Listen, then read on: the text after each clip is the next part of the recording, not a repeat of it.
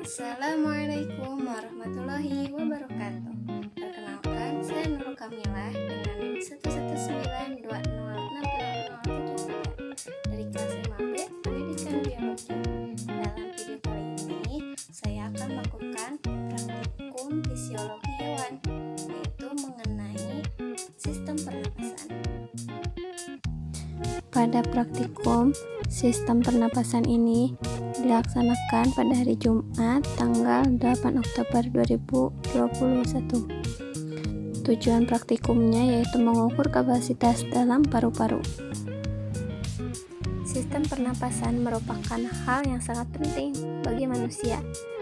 Sistem pernapasan atau disebut juga sistem respirasi adalah sebuah sistem organ yang digunakan untuk pertukaran gas. Pernapasan sendiri adalah peristiwa menghirup udara dari luar yang mengandung gas oksigen serta membuang udara yang banyak mengandung gas karbon dioksida dan uap air, hasil dari proses metabolisme jaringan tubuh. Nah, fungsi sistem pernapasan pada manusia itu sendiri adalah untuk mengangkut udara ke dalam paru-paru dan memfasilitasi terjadinya proses difusi oksigen ke dalam aliran darah dan juga menerima limbah karbon dioksida dari darah dan kemudian membuangnya. Kemudian mekanisme pernapasan ini terbagi menjadi dua bagian, yaitu yang pertama, pernapasan dada. Pernapasan dada adalah pernapasan yang menggunakan gerakan-gerakan otot antar tulang rusuk.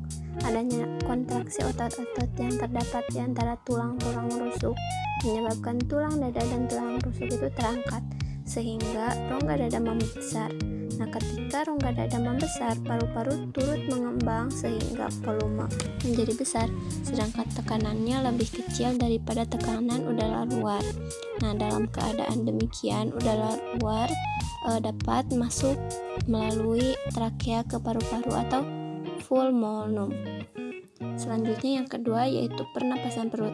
Pernapasan perut adalah pernapasan yang menggunakan otot-otot diafragma. Nah, otot-otot sekat rongga dada berkontraksi sehingga diafragma yang semula cembung menjadi agak rata. Dengan demikian, paru-paru dapat mengembang ke arah perut atau abdomen. Pada waktu itu, rongga dada bertambah besar dan udara terhirup masuk. Alat yang digunakan meliputi baskom, selotip, spidol, selang air, gelas ukur, dan botol air sebesar 5 liter. Langkah kerja pertama, kita tempelkan selotip pada bagian samping botol dari atas ke bawah.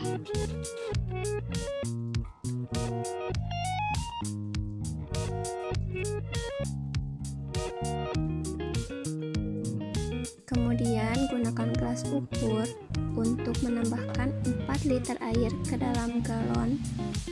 Nah, air ini dimasukkan 200 ml secara bertahap. Kemudian tutup galon dan balikan. Gunakan spidol untuk membuat garis yang menunjukkan ketinggian air tersebut. Nah, langkah ini dilakukan sampai galon terisi 4 liter.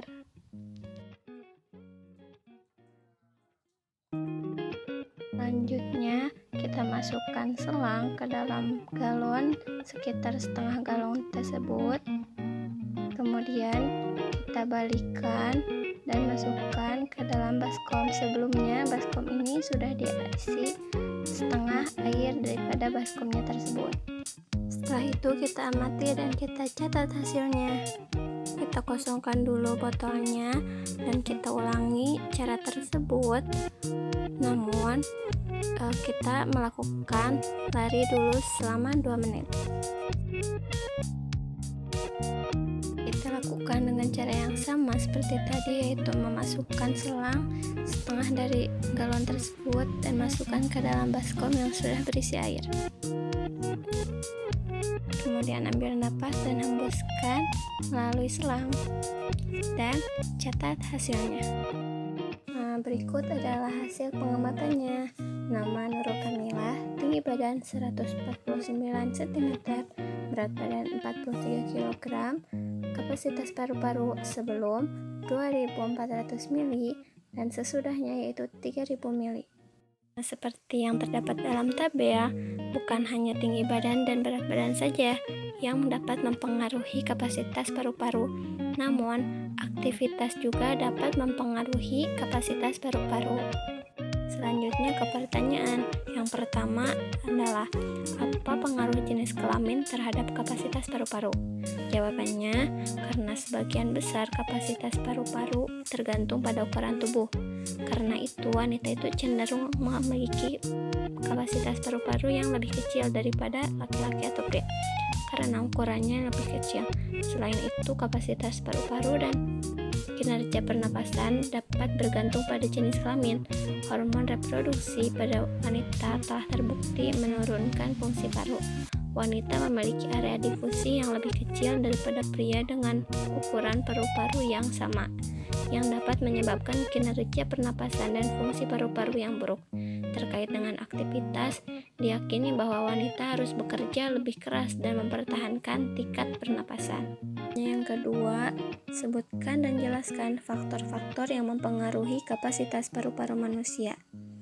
Faktor yang mempengaruhinya yang pertama yaitu umur, karena umur ini merupakan variabel yang penting dalam hal terjadinya gangguan fungsi paru serta berhubungan dengan berkembangnya organ-organ tubuh seiring berjalannya waktu, salah satunya organ paru, sehingga mempengaruhi kapasitas vital paru itu seseorang. Kedua yaitu jenis kelamin, karena volume dan kapasitas paru wanita 20% sampai 25% lebih kecil dari kapasitas paru laki-laki.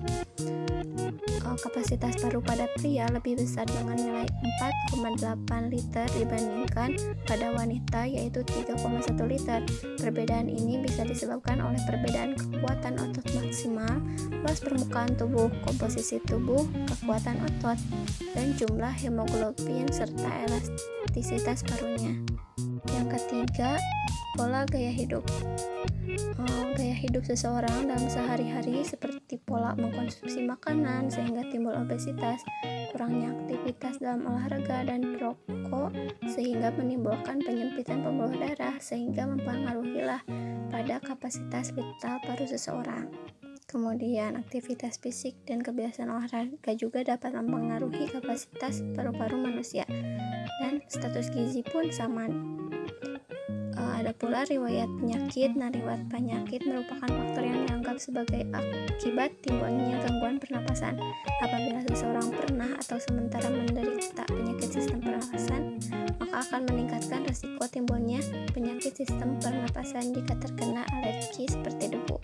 Pertanyaan ketiga, berapa jumlah volume udara paru-paru yang tertinggal selama pernapasan berlangsung? Mengapa demikian? Jelaskan. Jumlahnya yaitu 500 sampai 1000 ml udara residu ini berguna untuk mempertahankan saturasi oksigen di dalam paru-paru, dan jika tidak ada maka akan terjadi denaturasi yang menyebabkan seseorang pingsan.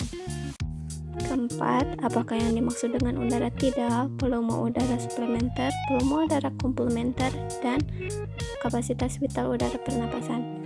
Udara tidal yaitu volume udara hasil inspirasi atau ekspirasi pada setiap kali bernapas normal. Udara suplementer yaitu jumlah udara yang masih dapat dikeluarkan dengan ekspirasi kuat pada akhir ekspirasi normal. Kemudian udara komplementer yaitu volume udara ekstra yang dapat diinspirasi setelah volume tidal. Kemudian kapasitas vital udara pernapasan sama dengan volume cadangan inspirasi ditambahkan dengan volume tidal dan volume cadangan ekspirasi. Kesimpulannya, faktor-faktor yang mempengaruhi frekuensi pernapasan paru-paru diantaranya yaitu usia, jenis kelamin, suhu tubuh, posisi tubuh, aktivitas yang dilakukan, masa kerja, kebiasaan merokok atau pola hidup, tempat tinggal dan kadar lemak, serta tinggi badan. Frekuensi pernapasan yang berbeda-beda dapat mempengaruhi jumlah kapasitas vital yang dihasilkan. Cukup sekian dari saya. Terima kasih. Mohon maaf bila banyak kesalahan. Assalamualaikum warahmatullahi wabarakatuh.